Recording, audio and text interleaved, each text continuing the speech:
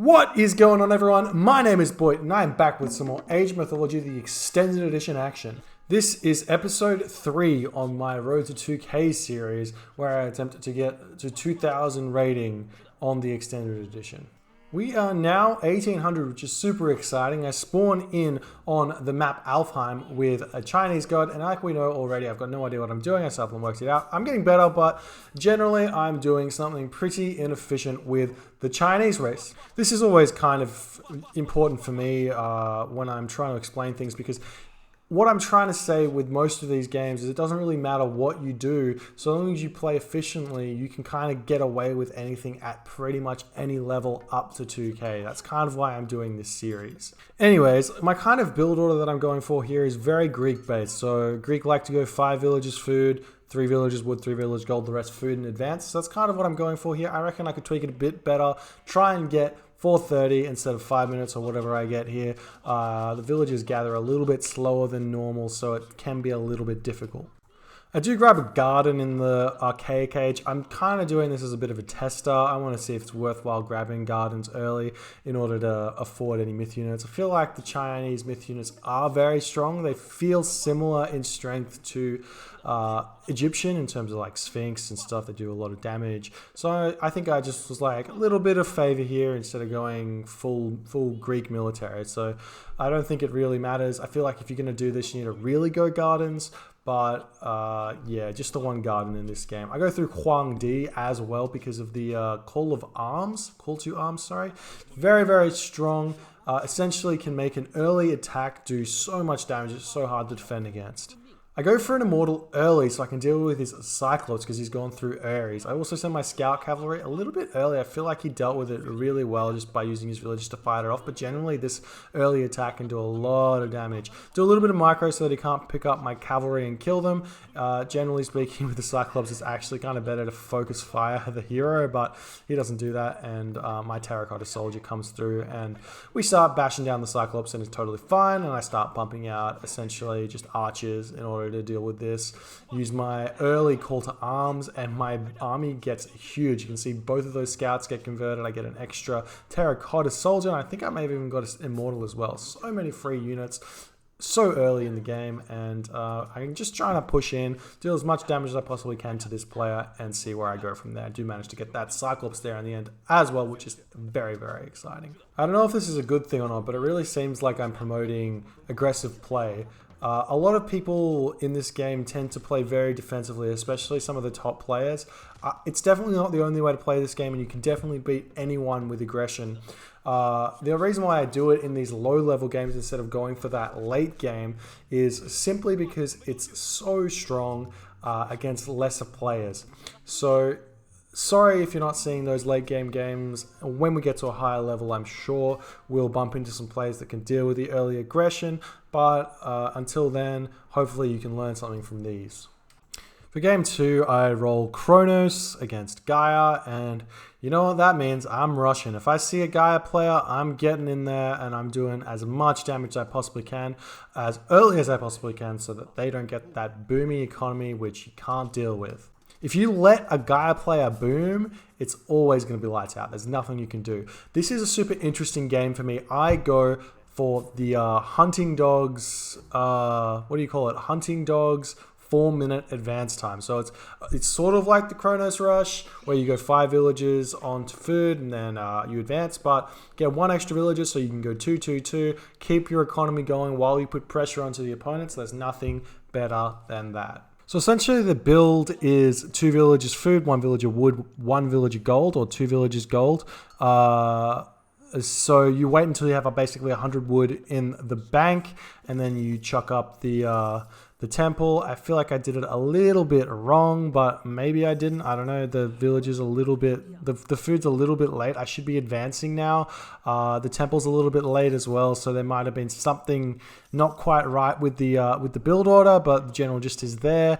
And then you advance through Prometheus, get those oracles forward to your opponent's base early so you can time shift. You need to get that 5 wood in order to get the time shift initially, but definitely want to put that temple down as soon as you possibly can, and don't want to be just revealing it to your opponent. So I think I wait a little bit just to make sure the Oracle walks away from the location there, and he's not going to be able to spot that one. So that's a bit of an easy surprise attack there. As I'm advancing, you obviously put 2 villagers food, 2 villagers gold, 2 villagers wood. Don't get any economic upgrades. You're going to be spending all your resources on military, at least for the initial part of it. You can always grab those economic upgrades later. Just don't forget to do it. That's a big thing that low-level players do forget, is their economy, especially when you do these rushes. And definitely need to figure out the point when you're going to get it, and it's at some point when you feel fairly settled in your military. You want to cut your military for a little bit, get those economic upgrades, and then keep spamming and see how you go.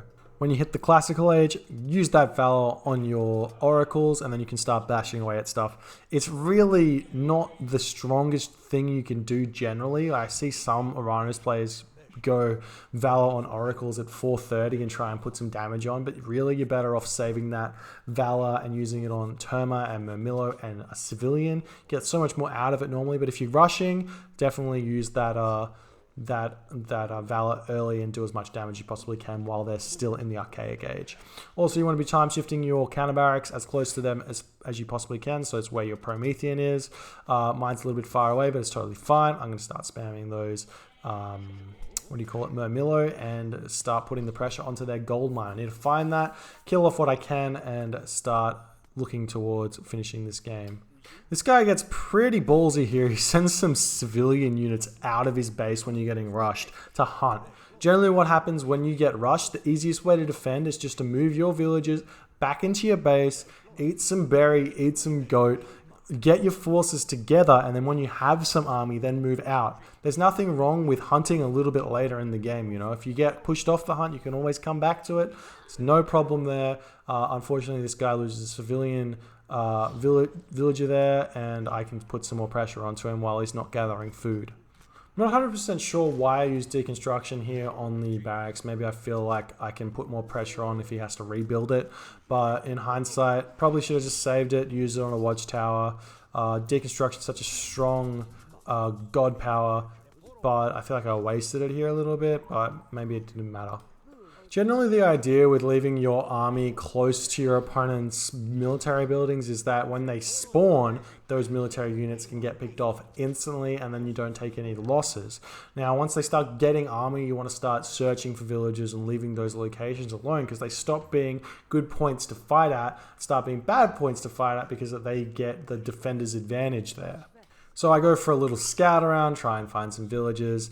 Unfortunately, this guy didn't want to face up to the challenge and decided to tap out super early when I start moving away from the location we were fighting before. See some villagers and start attacking him, and he's not really feeling comfortable in this game, dealing with pressure, which is something you should just, especially if you think you're playing against someone not at your level and they start getting aggressive, you can remember, you just have to hold on, not lose too many villagers, and you can always make a huge comeback in the end.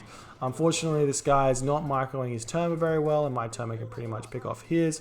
Use shift click, grab your Terma, use shift click on them, and then you can pick them all off. I've got quite a few units at this point, 75 population already, so it's pretty difficult for him to stick around in this game, and unfortunately he's going to tap out fairly early.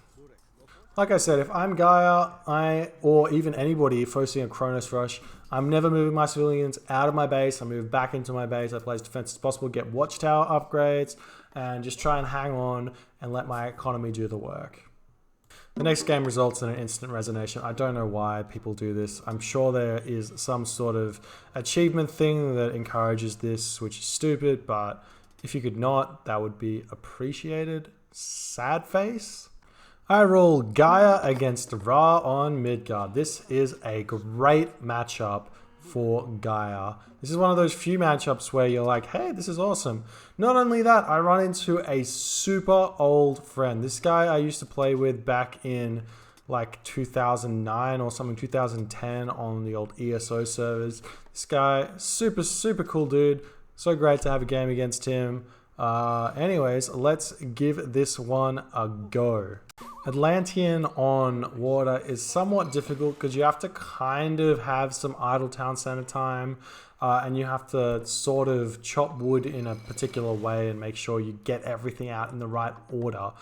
So you need to make sure you get your food income really fast, get your house up, your mana, so that you can support the fishing ships you're building and all the other stuff. It's very confusing. Essentially, villager that builds a dock goes straight onto wood, knocks the wood a couple of times until you get 80 or it's 105 wood. When you get 105 wood, you build the house. You build one fishing ship as well, right? And then you go from there. Essentially, you want to put 2 villagers on wood, 2 villagers on food, and the rest should be able to go on to food, and you should be able to advance. If you want to go even more boomy, you need to get a couple of gold. You need to bash the gold mine. 25 times to get another house up. If you don't do that, you're going to get pop blocked, and it's going to be pretty bad.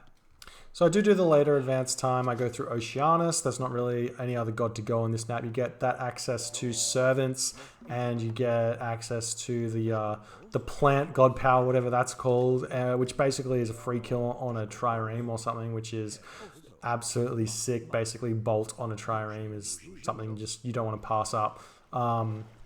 Yeah, kind of want to make sure you're getting your docks all around the map. I kind of put too many on the side of the map. It's kind of hard with Atlantean because you don't want to have too much walking time with your units. Also grab your economic upgrades, it's super important. But if you're playing like Atlantean or you're playing Norse, if you're playing Norse or you're playing Greek or you're playing Egyptian, it's really easy to just send a villager over the other side of the map and get that early aggression happening. I also need to organize my economy a bit better because I think I got too much gold income and not enough wood income, so I just shuffle it just a little bit in order to deal with the early water fight. I grab an early second town center as well.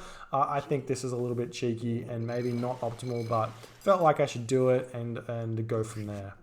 I start sending archer ships as soon as I possibly can after spending all my resources on a town center, and even I think I got the fishing upgrade as well. Generally want to get those ones going as soon as possible and try and make your opponent overcommit to water. When these games start getting to a higher level, people start fighting water, they generally don't know exactly what they're trying to do, and they just start spamming as much as they possibly can. Especially on Midgard, you can really go hard on the land to get gold stars, go hard on the land to grab 4 town centers, lots of different options. The waters are not that important. I guess the other option is also fast heroics or fast mythics. And then timing pushes with that, like you can do the Isis, Antithesis, Eclipse. Timing push is always quite strong, or Ra can go fast mythic through Osiris and then do standard Ra shenanigans. But yeah, you can kind of do whatever you want. You don't have to fight water that hard, basically. We do see he's putting up some sort of defense on the water, which is always nice to see. He's chucking up some of those cabinets, but not microing too well. And once you have this many bareems, it's super hard to micro in general against it, and you should not be fighting that one there.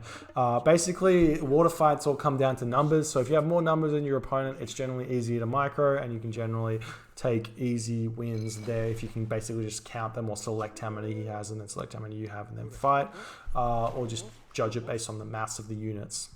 When you get that early fishing upgrade, man, you get so much food so quickly. I went to the heroic age at 940 and I was spamming bareems fairly hard. I've got like 1200 wood in the bank, so I'm obviously not being efficient. I reckon I could have got to the heroic age at like 9 minutes or something crazy if I just taken villagers off wood, put them onto food. It's actually insane if you kind of are fully on top of what you need to do. Also, I've got all of the economic upgrades, which is huge, and you can just start putting down a bunch of buildings now. Grabbing even more fishing ships as well would be totally fine. Send some villagers anywhere on the map, build more docks, and go from there. My opponent gets to Hathor before me, but I feel like he was kind of going for that semi-fast heroic, only building a couple of cabinets there, so no real surprises. He starts running around with a rock, which generally speaking is a good idea, but when your opponent has Terma, essentially ranged heroes that are fast, rocks really stopped being that efficient, and I managed to pick off the rock, and then all of the chariot archers in the rock just get completely massacred by my Terma. Also, the super fast Mythic Age, I'm at 160 population, and I'm going to the Mythic Age at 13 minutes, grabbing a 4th town center as well. Like I said, if you grab those early economic upgrades on the fish, you get so much food. You can spam units so well, and then you can really do all of the damage. Fortunately, I think my army is split up here. I don't have enough army here, so I can't prevent this town center from going up, which is unfortunate. He also uses shifting sands on my units. It doesn't actually grab too many, but it is enough to essentially allow him to grab this location. Now I have to play a little bit longer, abuse my Hecate a little bit, and then try and gold starve is the essential way to finish this game off. So I hit that Mythic Age, and essentially I'm trying to send my units into his base, get a decent Tartarian gate over something, try and pick off some of his units or some of his monuments as well. I think I go for all 3, and I don't even get... I do get 1. Getting the Monument to the Villages is better than the Monument to the Soldiers. Monument to the Villages gives more favor income, but I pick off the Temple and the Monument to the Villages, and it's also going to start putting some pain onto his town center. So at this point, it's very difficult for him to keep defending here. He does have the right combination here with the siege towers. He's really going to be able to deal with my Arcus, but I should start being able to just spam infantry at some point. I should definitely take some villages off wood and just go a little bit more hard onto food so I can build some of those Murmillo or anything else. But essentially, I'm just walking into his base, picking off his units, trying to gold starve, and it looks like he does tap out at a reasonable time. I feel like he has lost here, and unfortunately he just wasn't fast enough to keep up with me, and basically losing the water so hard so early meant that I could basically fast mythic or semi-fast mythic, and it was kind of a fun game. Hopefully I get to see this guy around again. Always fun playing with old friends. So for game 5, I spawn as Uranus against Kronos on Savannah. This is a pretty volatile matchup, as in if you don't actually react to what your opponent's doing, they can really kill you very easily, especially with my gold layout. However, I feel like if he goes Kronos Rush and I go 4-minute advance with hunting dogs, I should be able to defend against it. He's going to be able to do a little bit of damage to me early, but I should be able to recover super easily. Oftentimes, a lot of these Kronos players at low levels can only Kronos Rush. That's why they play Kronos. And then if you defend against it, you're going to be totally fine in the end. So luckily for me, I feel like he's not rushing me, which means that I can get pretty aggressive onto him. If he doesn't advance at 3:30 on Savannah, then pretty much that means I'm not getting rushed. So I feel okay. I'm trying to build as best as I can with manners and everything, and I'm trying to get my villagers in places that he doesn't know, but unfortunately he does spot me a little bit hunting over on this side of the map. But at this point, I feel like I can defend against it. If he advances at the same time I do, I should be totally fine. But it looks like he's kind of going for the 4 minutes and 30-second mark. So, because I wasn't exactly prepared to be doing an early attack, I will hold on to my Valor. I don't use it on my Oracles, and I wait, and I use it on a couple of Terma and an Oracle. I feel like I probably should have tried to use it on a civilian unit as well, but because I saw his Prometheus and I saw his full gold mine, I really wanted to put the pressure on as soon as I possibly can. And because he's been unlucky as I was, he had he has very exposed gold mine, I could really deal some damage with this early push. These fights against Prometheans in the early game go severely in the favor of the player who managed to cast Valor on their Terma, because Terma do a lot of damage to those myth units, and especially if you got your own, you can really bash them down. You can see he's trying to mine gold on this location. I can pretty much just send my Terma in there and put them onto a stand ground stance, and they should just attack the civilian units as soon as they start mining that gold mine. So really what I should be doing now is scouting the entire map, make sure there's no back gold mines. Generally there is no back gold mines on Savannah, but essentially I want to make sure he's not gathering from anything anywhere so that I can shut this game down as soon as I possibly can. So he ended up actually having a back gold mine, and I'm lucky I did scout it. Generally I wouldn't bother because you're not supposed to on these maps, but sometimes these extended edition maps are a little bit funny, which means I have to split my army up. But because I put the pressure on early, I managed to have more units than he has, actually sitting at like 115 population at the moment, and then I can just push off his gold mine as best as I possibly can. and pick up his units as much as I possibly can. And he is a little bit out of position because he's chasing my army around, and I can start surrounding it and basically kill everything off for free and then finish off his villages one at a time. I still have access to Shockwave as well, so if the fight actually comes down to it, I can really put the pressure on and deal that damage with Shockwave. And he does decide to tap out and say GG. Even with that back gold mine, he could not survive the power of this early Kronos. I think if you're playing Kronos, I think your best bet is to put a lot of pressure on. I feel like he may have not played the early game correctly because he didn't scout very well is potentially what happened. He said something in the post game about not having a second hunt patch, where I don't think you need a second hunt patch to do Kronos Rush or something. I could be wrong. Not 100% sure what happened on his end, but I definitely feel like the maps were pretty even. So unfortunately, game 6 was another instant resign. So game 7, I spawn as Odin against Zeus. I feel like I've played this guy a couple of times on my main account, and he's always stuck around 1900 to 1950 and just can't get out of it, which is super unfortunate, but does mean he's probably sitting at roughly the rating he deserves is generally how that works. So we're playing against pretty much a pure 1900 here. Odin against Zeus generally isn't a great matchup. Sometimes they can send forward their scout and bolt your Ulfsark.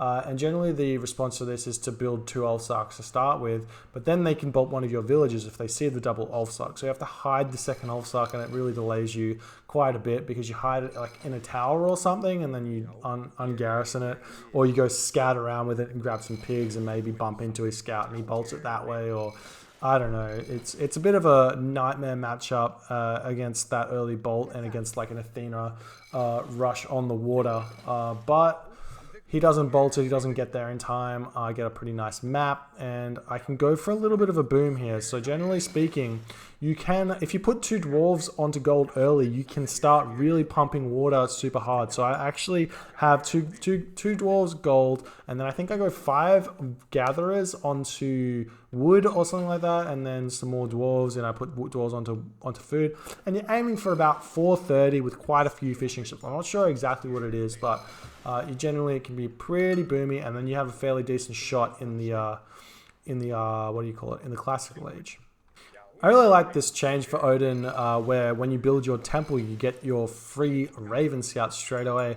It allows you to basically cast Forest Fire straight away on your opponents, because you can send your Ravens over to your opponent's base, and by the time you hit the classical age, your Ravens should be at your opponent's base, having like having like a minute or so in order to fly to the opponent's base is more than enough. I'm also quite late on this build. I feel like I stuffed something up in it, but 5 minutes isn't the worst.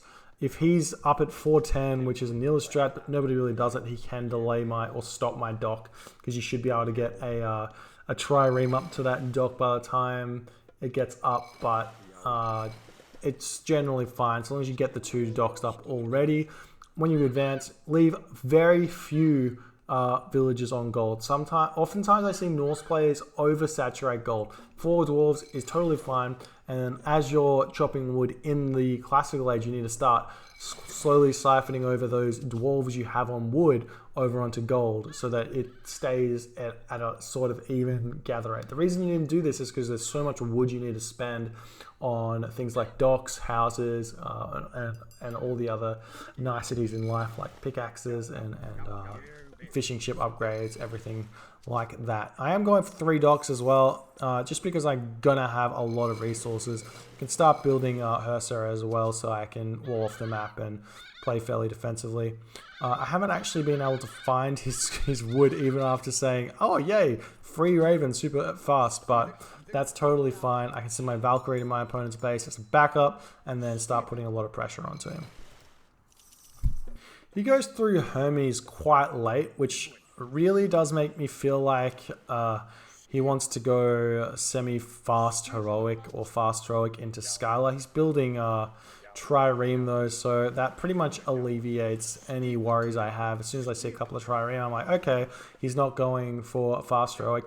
If someone goes fast heroic, I actually think a lot of people try and match the fast heroic of Zeus, but if they go fast heroic, then that means they're putting villagers onto favor and gathering gold, right? Which means they basically have no chance to deal with a land push. So if you just say, okay, I'm just going to leave however many longboats I have on the land, on the water, and really put pressure on his fish while he's trying to get to that heroic age, you can then spam Ulfsark, go for your opponent's base, force a ceasefire, wall around his town center, gold starve, and basically still win water. I see a lot of people try and just match it with a fast heroic, which I don't think is the correct play pretty much ever.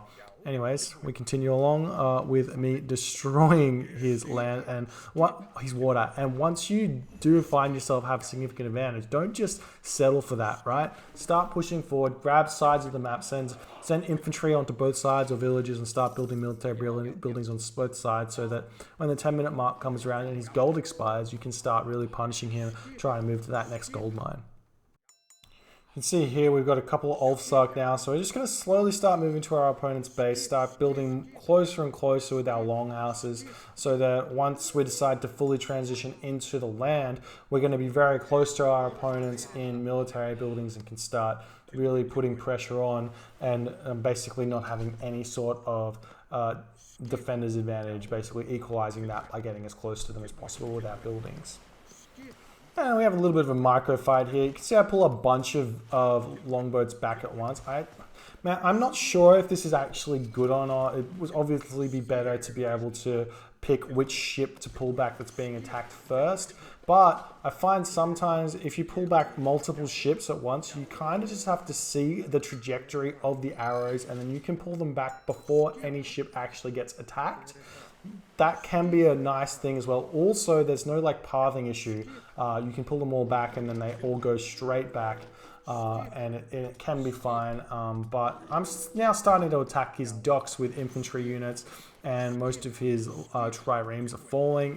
I feel like if I don't keep building my triremes, he's probably going to be able to keep holding on this land, but I am a little bit further ahead than him on terms of longboat numbers, and I should be able to just hold it quite easily. He is doing a nice centaur raid here, and I have no way to defend against it because my Valkyrie's over the other side of the map.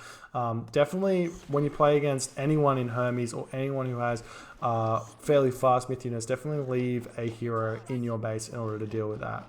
You can kind of see this is where the havoc begins. When you can start attacking your opponent with this many units and he's got nothing, it's really hard to defend against it, especially when there's stuff going on the water as well. You start attacking everywhere. It's kind of high APM, so it's not for everyone, but I definitely enjoy making my opponents have to react instead of me reacting.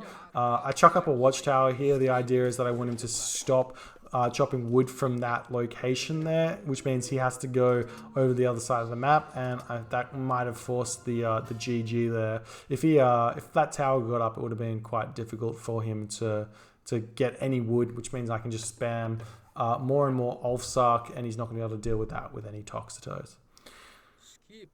I match up against a Loki player with Noir. He's a little bit low rated, unfortunately. I think I had to wait for the game to expand, and I really wanted to play a game, so unfortunately I hit a 1700 player here. Against Loki with China, I feel like you can kind of just go Chokonyu and Immortals and you'll generally be fine. There's not really much else you can do. Maybe some counter infantry here or there, but Chokonyu are so strong, and if you get enough of them en masse, her surges are kind of useless. Even if they're like godly at microing them, it's just still like you can split fire and it's generally fine for you. I think. I could be totally wrong, and I was like, no, you're stupid. China sucks against Loki, but I have no idea. Again, I'm still not 100% sure what build order is best for China here. It might be best to go like 2 villages gold instead of 3 villages gold, so you can advance a little bit faster because you get more villages on food to get the 400 food. But I feel like I may have gone 3 gold like I normally do. No, I go 2 gold, so I'm trying the 2 gold out, and I'm not sure if it works or not, but Definitely, it's a way to go. I think two villages on gold means you can get the temple up. Still perfectly enough gold. Get more food income because you're putting one less villager on that gold, and you should be able to advance quite fast and start putting the pressure onto your opponent.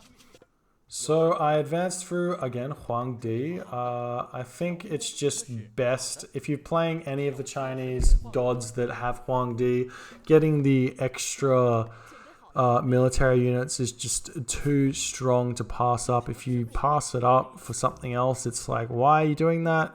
You need to have a good reason, and I had no good reason to pass up the old Huangdi. So when I hit the classical age, I chucked down 3 barracks. I think I get an immortal out as well because you need to deal with that troll or the iron here that comes out. The 3 barracks, I think I can afford to go for some of those axemen, not axemen, whatever they're called. They're basically pikemen or spearmen.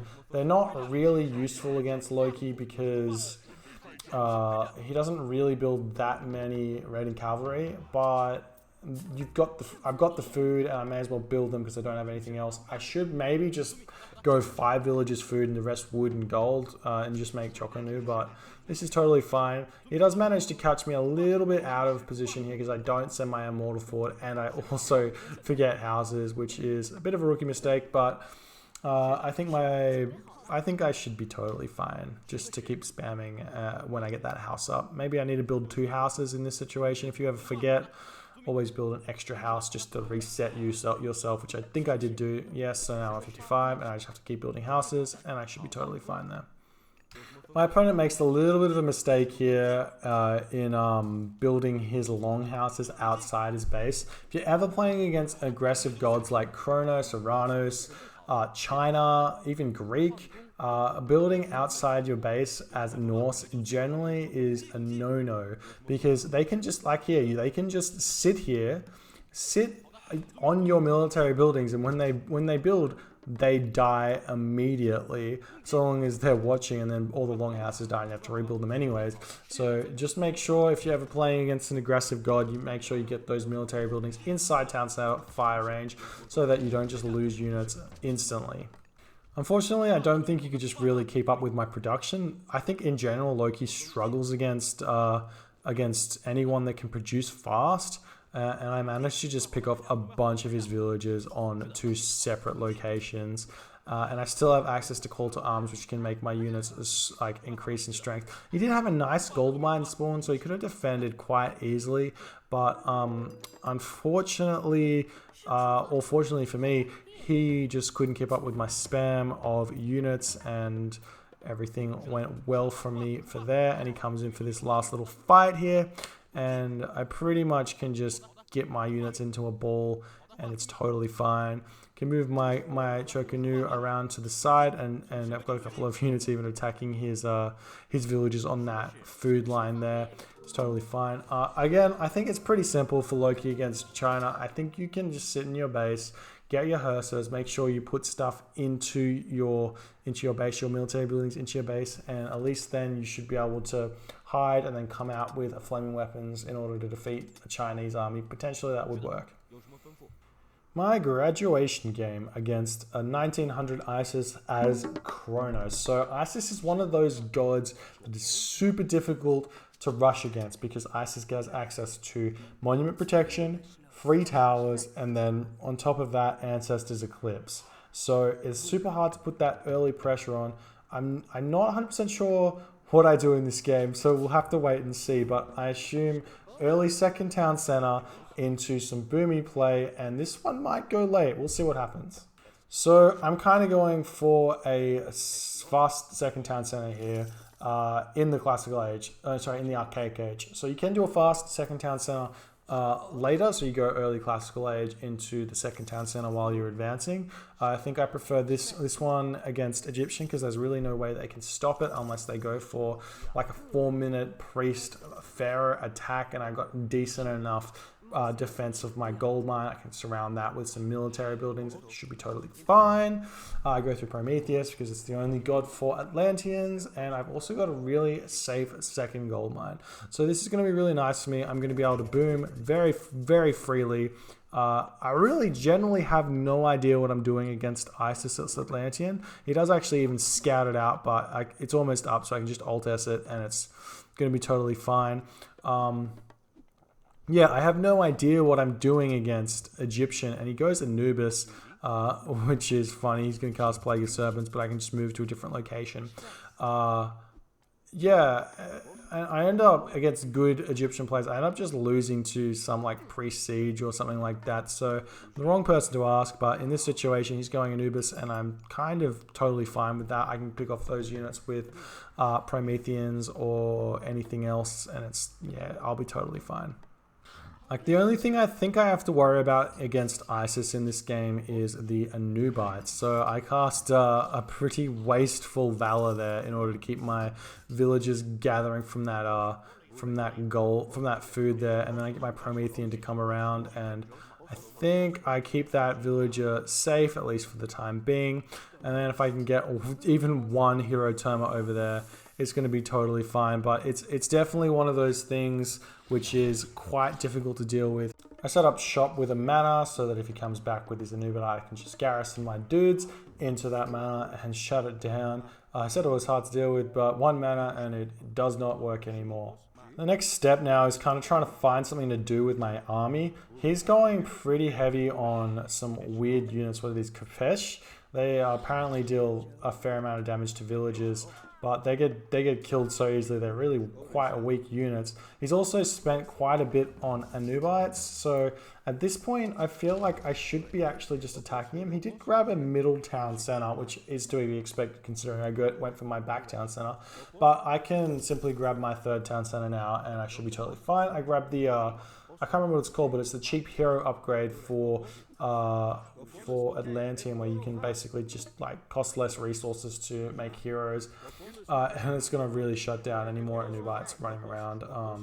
Yeah, so there's kind of this saying or this strategy that I learned from StarCraft, where basically if you ever do anything greedy, try and distract somewhere else. So I'm grabbing a town center and I'm going to the heroic cage at the same time, which is generally pretty, you probably generally don't do it.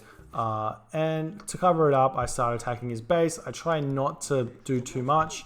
I want to attack his units and deal as much damage as I possibly can. But I don't want to lose too much either, because if I lose it, then he can shut down my town center and my heroic age doesn't get very strong.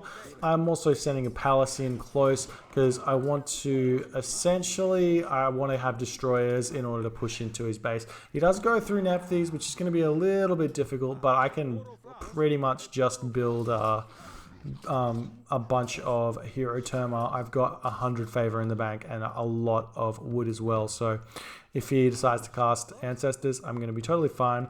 Also, I have this palace now guarding these gold mines, so I've got gold mine for days, which will be great.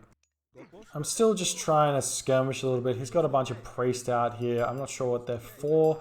I guess he thinks that priests are fairly decent against my units. He's casting Ancestors, and I don't think he has... Oh god, look at that Heroize there. I'm going to pick off all these guys super easy so long as I can focus fire the right stuff. But I feel like he thinks his priests are going to do fairly well against my Terma, which is not incorrect, but I can transition into Arcus very, very easily at this point. I feel like my economy is not quite right because I want to be going to the Mythic Age around about now. If you watch Cyclone's videos, early Atlantean player he basically pioneered the Fast Titan, he'd be advancing to the Mythic Age at about 15 minutes, grabbing his Titan Gate for about 17 and having his Titan out at like 19 minutes, and it's a really, really strong use of resources, and I'm a little bit behind on everything. I've got no food in the bank for some reason, and I just have maybe too many villages on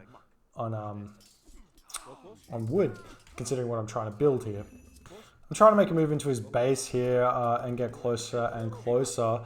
If you're ever fighting against an Egyptian player that's going to be building mercenary, if they're a mercenary spammer or something like that, you want to basically get tower firing units into their tower mercenary producing regions, grab crenellations, and then suddenly they're spending 120 gold on mercenaries that are dying fairly quickly to your your towers. Also, if he's got his own Midgard stronghold, just get your own palace, and that way you're trading tower fire instead of just taking it. We finally get to go to the Mythic Age at about the 20-minute mark. It's super late. Kronos doesn't have access to Hegate, which is very sad, so I decided to go Helios, get access to those really, really strong Hegate Gigantes. And I do have a lot of favor in the bank, so I can spam those. I'm also producing some of those counter cavalry units. They're pretty good at picking off cavalry and picking off everything else that Egyptian has, and I still have the palaces producing those destroyers. Moving into his base with my villages producing watchtowers, and unfortunately, yeah, I'm running out of wood now for some reason, so I guess I got pushed off the wood by the priest. But yeah, I need to be getting into his base now with these destroyers and picking off that town center. If I pick off that town center, should be able to take this game and win it fairly easily.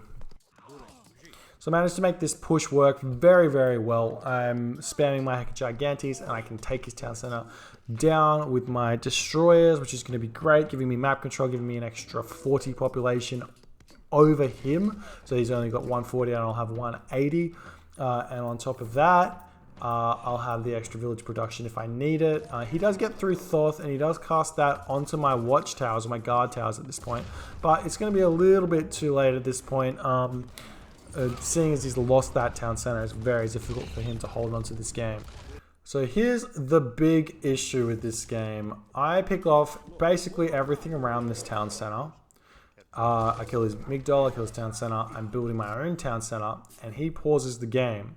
Right? He pauses the game. So if you're behind and you get a phone call and you need to leave the game, this is what I think. If you need to leave the game to take that phone call and you're behind, it's super disrespectful to the other person who's waiting for you to basically come back so you can finish the game that he pretty much knows is over. And you just like sit there and be on the phone for like 20 minutes. I'm fairly sure this was a long phone call, and I waited a good amount of time because I'm a good guy. But if you're going to be doing that, you could just say, hey, I'll call you back in 5 minutes. I just want to finish this thing that I'm doing. You can easily do that, but this guy just says, nah, phone, and doesn't resign. And am I a bad person for unpausing this game in order to finish the game off? Or is he a bad person for pausing a fairly obviously lost game when, even if it wasn't lost and he felt like he could get back into it, he should just do the respectful thing, tap out and take his phone call and not waste 20 minutes of the other player's time. Let me know what you think in the comment section below. If you've enjoyed this series, please rate, comment, subscribe, hit the notification bell if you want to see my videos as soon as they come out. I really enjoy doing these Road to 2Ks. I got one more episode to do. I just have to play the games and do the commentary, so that'll hopefully be out fairly soon. And then guess where we're moving. Leave your comments in the box below. Where am I moving? Am I going to Voobly, Game Ranger, or a different game entirely? Next Road to 2K series. Let me know what you think. My name's Boit, and I will see you guys next time.